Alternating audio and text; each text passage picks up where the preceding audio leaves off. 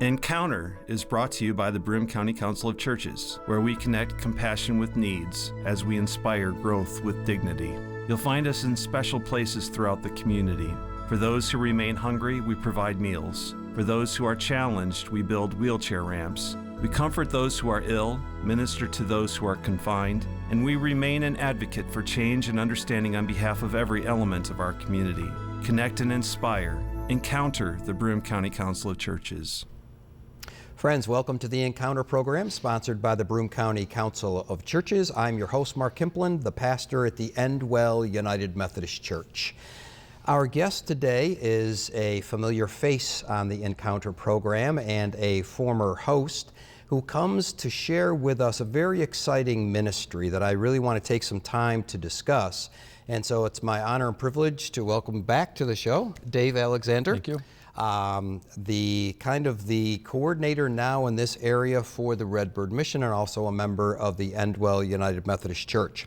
Welcome back. Welcome back home. It's good. You know, last time we talked about this time last year about the Redbird Mission and such things, and a few things I want to say as we dive into this. Okay.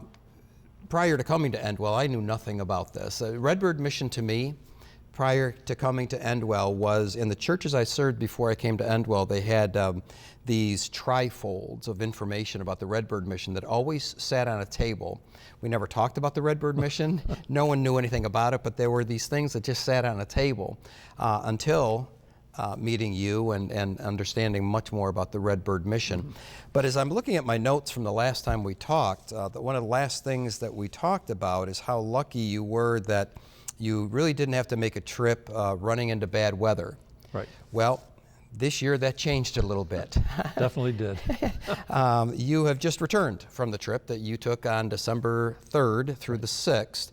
Was supposed to launch on December 2nd, right, but because of the weather, you had to wait a day. Right. But let's start here.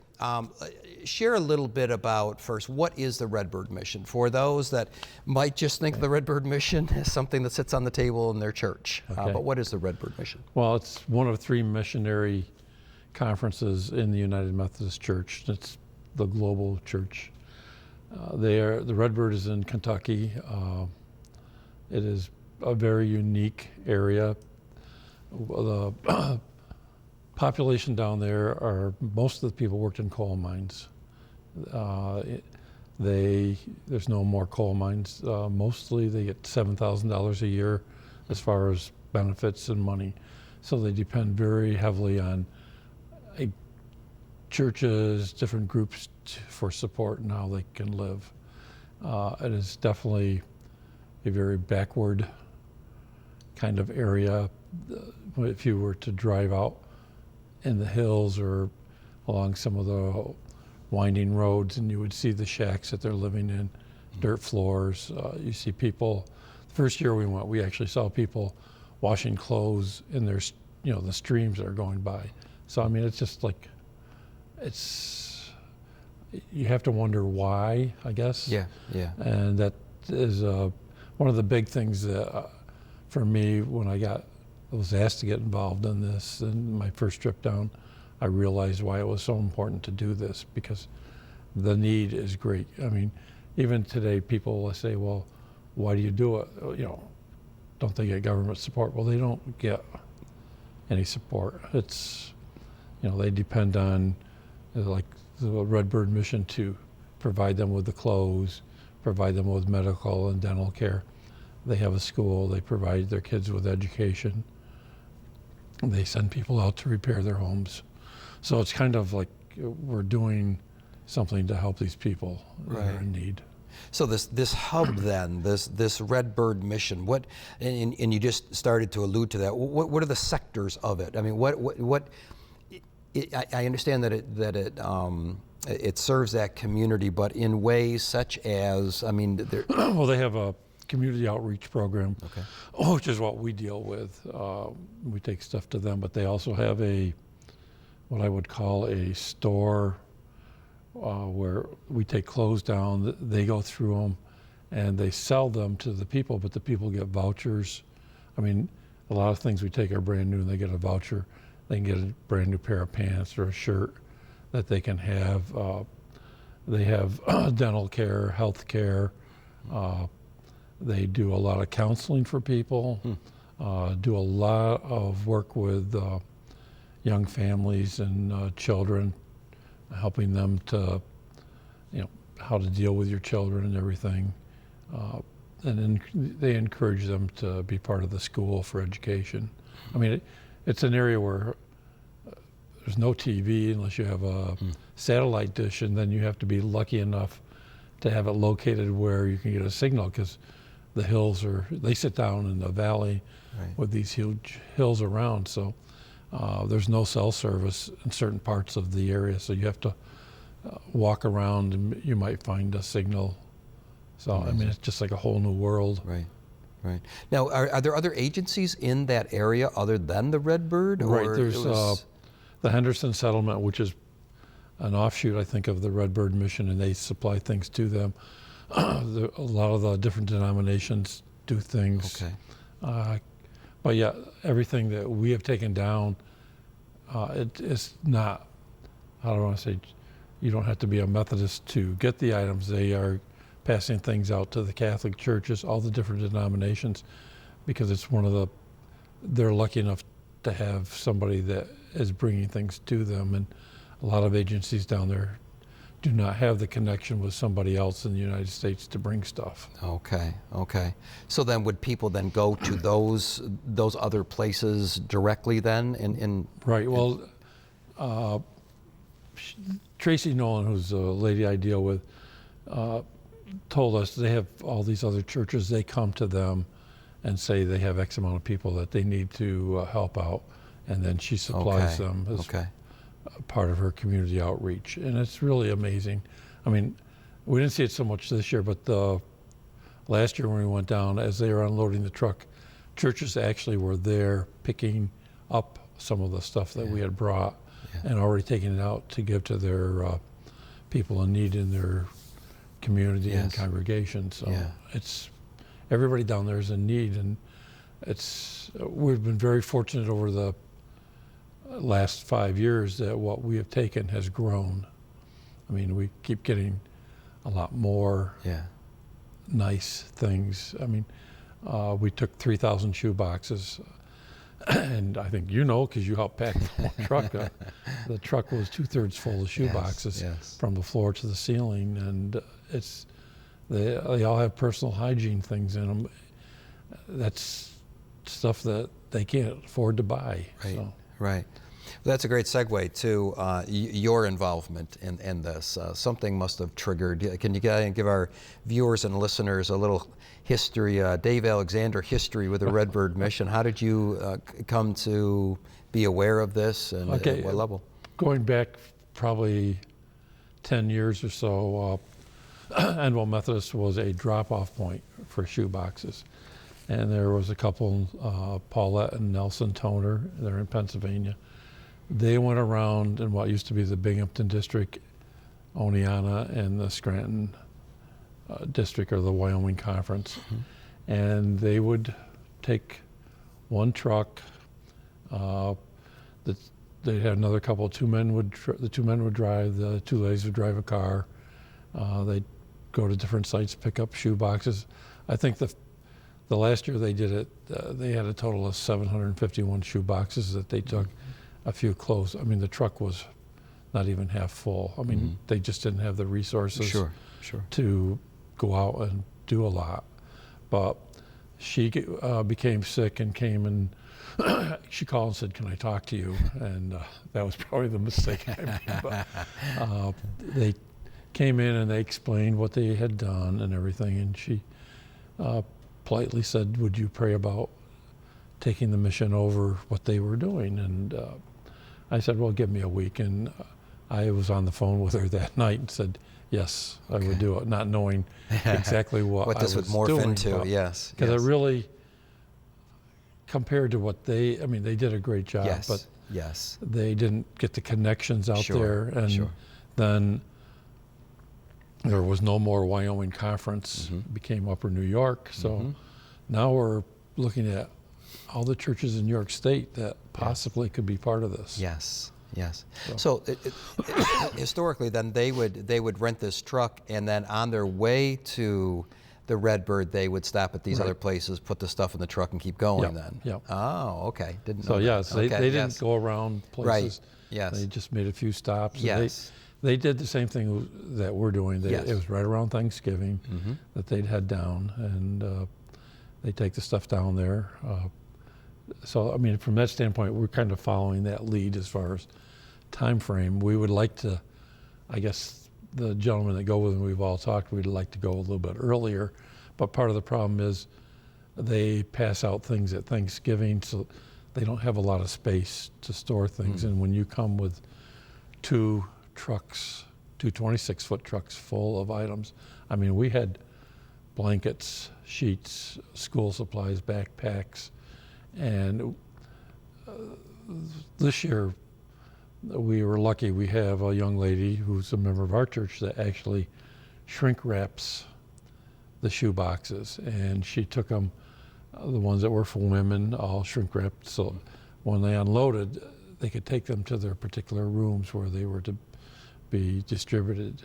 So that helped them. That made the whole process a lot easier. Yes.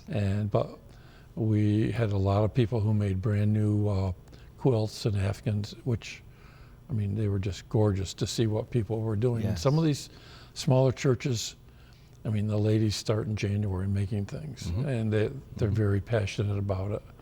And so I guess from our standpoint, we want to ensure that all this gets there to them so they can pass it out. Right. So it's still the December time frame or after Thanksgiving still makes and I mean, sense. Unfortunately, again, for 2020, Thanksgiving's the last week of November. So, I mean, we are talking about that. I mean, we have, the first year we went down, we had one truck, and that was full. We had shoe boxes and clothes. And we took Route 81, and we left on a Sunday, which was a mistake. The Sunday after Thanksgiving, traffic was bumper to bumper all the way to Kentucky. But once we got there, we took a winding road into where the mission was, and that's where we actually saw the shacks where people lived, and that was an eye-opener. Sure.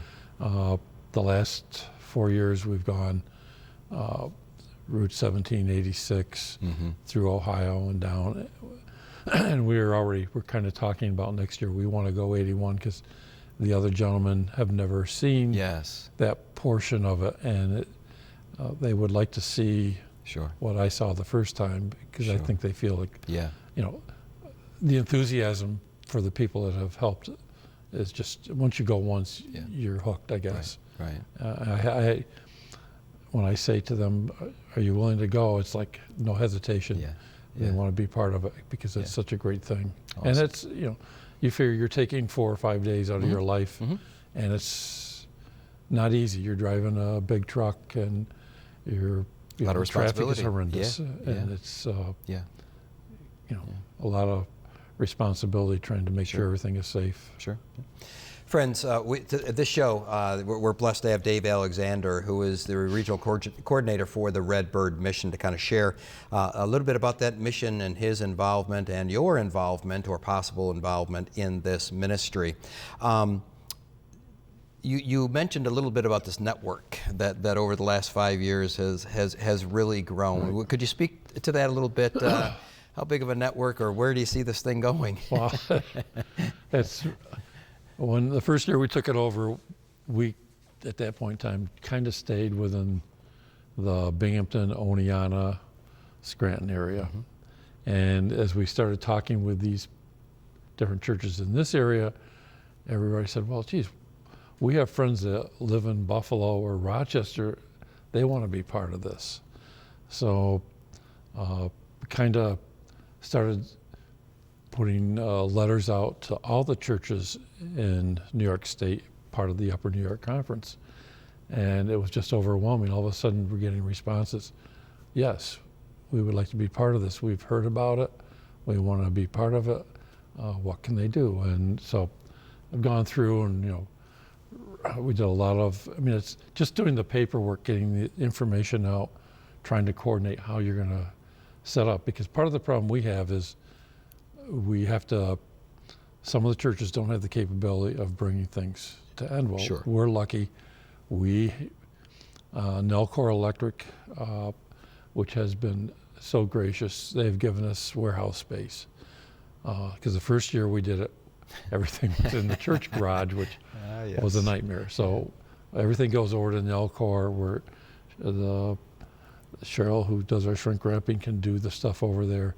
We can kind of sort through it and get it ready to be packed. But if we didn't have the storage space, I don't know what we would do. But we've got to the point now where this past year we were able to get some of the churches to actually bring stuff either to the conference center in Liverpool or coordinate with churches in their area. So we only go to the Buffalo area, we only maybe go to one church versus going to 5 or 6. Yes. So that made it a big help. And we've been very fortunate too that Central United Methodist Church, they have a van ministry. They allow us to use the van. So we use their van for going places where we knew we could put everything into a van. Yes. We did have, going to Rochester and Buffalo, we had to rent a 16-foot truck because there was no way that we would get in that. So, I mean, we're looking at ways to try to cut the cost because it is a costly thing. I mean, people have said, well, isn't there a better way to send it? And I've called the moving companies. I mean, it's a moving company will take the stuff down, but if they don't have a load to come back, you're still paying for them to come back, and that cost is probably double what we're paying to go, because we're paying for truck rental, the fuel, and meals and everything to go.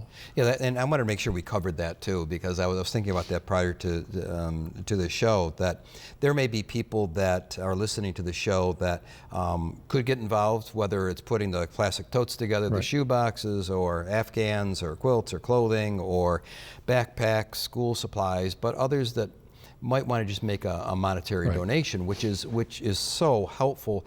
What are some of those costs, the people who might want to go that way, if they're educated, what are some of those costs that are incurred that people might not think about? Just to rent a 26-foot truck is about $1,100, and we're fortunate. Penske has given us tons of discounts, and in fact this year, because of the storm, I called them. I said, hey, we need the truck for another day. And no problem, we got it for free. I mean, you're paying, for one of those trucks. Running a small truck, you pay a flat fee of around $300, usually 35 cents a mile. They cut it down to 25 cents a mile for us. So, I mean, we're getting a lot of things from our, for them helping us to try to do this mission. We explain things to them. They talk to their corporate office, and they thought this was a great way for them to be part of it. Yeah. I mean, it's no different than we've started making connections with the dollar stores, because a lot of times they are getting rid of certain merchandise and they don't want to send it back. So if you can get to the right person at the right time, you get a lot of brand new things that can be taken down there. So we've been very lucky. But it's just even, we stay in a motel going down. We had talked about, okay, we could probably find churches to stay at, but after you drive a truck for 8 hours a day, you need a nice, comfortable place where you can rest. Absolutely. I'm not going to sleep in a sleeping bag. Absolutely. I'm a little too old for that. In a pew. Yeah. So but we look at doing things, without spending a lot of money. But I also feel that the gentlemen that are going with me, I mean, they're taking a lot of time out of their lives. I mean, the whole month of November, 2 of the men actually drove all over New York State for me, picking things up, and takes a lot of time. They might have other things they wanted to do, but they said they'll do this because they feel very strongly about being part of this mission. Right. So and I just think I think that's important. Again, we are with Dave Alexander, who's the regional coordinator for the Redbird Mission. I just think that's so so important that people know that there are other costs that are incurred.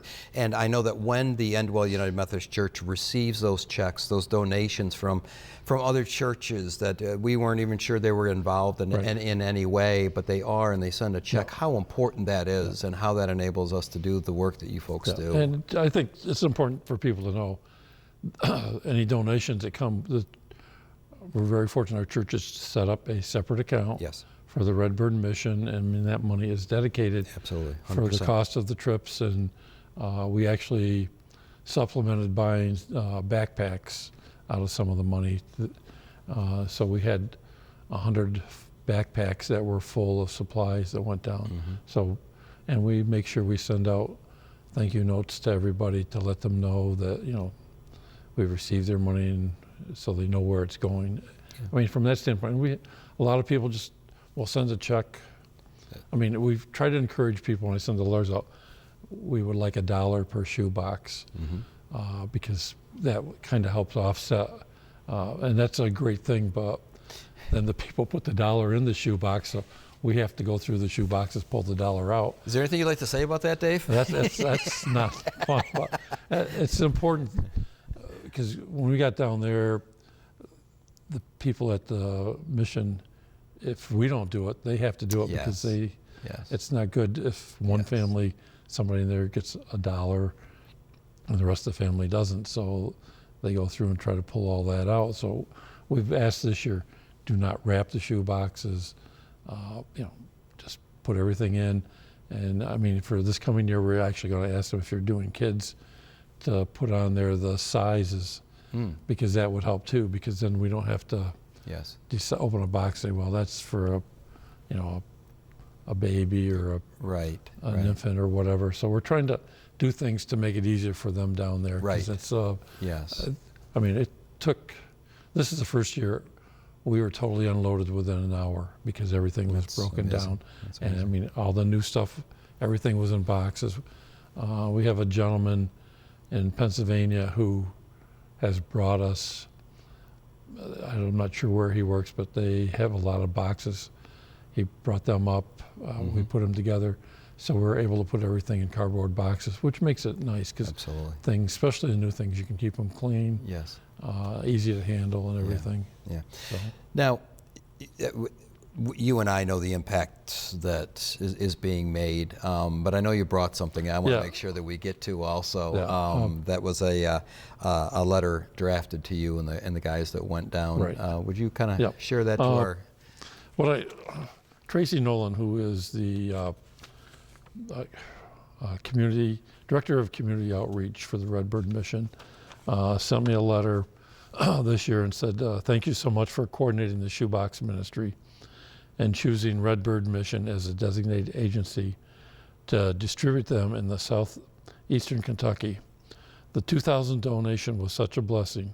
It contained 3,000 shoe boxes and miscellaneous hygiene, school supplies, sheet sets, blankets, backpacks, and so much more. So far, we have shared shoe boxes in our local community with critical partners that will reach the furthest hollows and children. Over 34 churches, outreach programs, adult daycare centers, local healthcare offices were able to make Christmas a little brighter because of this ministry. Thank you to everyone who had their hands in prayers in this, from individuals to congregations to the UMC circles, warehouse managers, drivers, companies, and those authorized store discounts, and so many more. So, I mean, they're so thankful to think that. And one of the comments she made to me again this year, she says, I hope you're going to do it for 2020, because if you don't, we're not going to have anything. I mean, that's like, okay, lay a little guilt on us. We're going to do it. But they have nobody else that will bring them anything at that time of year. And so it's very important. People think, why are you taking a razor down? Can't they buy it? Well, they can't. I mean, there are no, like, around the corner little dollar stores to buy anything. You drive quite a ways to, I mean, you can drive an hour to get fuel. I mean, so it's just amazing. I mean, we saw in this, they have a fire truck down there. which was donated by the Greece United Methodist Church. That's the only fire truck they have in that whole area. So if there's a fire, I mean, if they have to get one from someplace else, it's like an hour to 2 hours away. Yeah, so you can well imagine what happens. Yeah, different world. So it's just to go down there and be part of something where you know you're helping people. Right. That's such a blessing. We have about a minute or two left, Dave. Any final words to the person who's listening to the show, watching the show, who may already be involved, who may be peripherally involved, or perhaps would want to get involved? Anything that you want to share with them as we approach the new year? Because the work is starting now for that. Anything else you want to share to our... Just if anybody is interested, you can call Endwell United Methodist Church. Our office manager, Rosemarie, she's pretty knowledgeable because her husband is one of those that has gone with me. And she can refer things to me also, but we would love to have, I mean, right now we've got several Baptist churches in the Broome County area, several Catholic churches, 2 Episcopal churches, so it's reaching out to just not United Methodist, other denominations. And if there are other denominations that would like to learn more or be part of this, we're willing to come out and even talk to you about it, explain to you what it's about. We have some slides that we can show, because I think it's important that people know that there's places in the United States that really needs the help of people like what we can do in New York State. So that's just, I walk away, we got back, and you just say, we did such a great thing, and it makes you feel really good. So, and how lucky we are to be where we are compared to. So. Well, Dave, I thank you for your work in this mission, and what I walk away from this time always is how this has grown. From a couple of people taking a truck and picking up a few spots. God bless them. They started, they got the ball rolling, but we've talked a little bit about the network that continues to grow, and hopefully in 2020 the network will continue to grow. So I thank you for your hard work, because I know what November looks like for Dave Alexander and the team, and it's nuts at times, but it's a wonderful nuts and a nuts that God has blessed. So thank you. Friends, thanks for tuning in and sharing and having us share with you this important work through the Redbird Mission, and I wish you all a blessed new year. God bless you.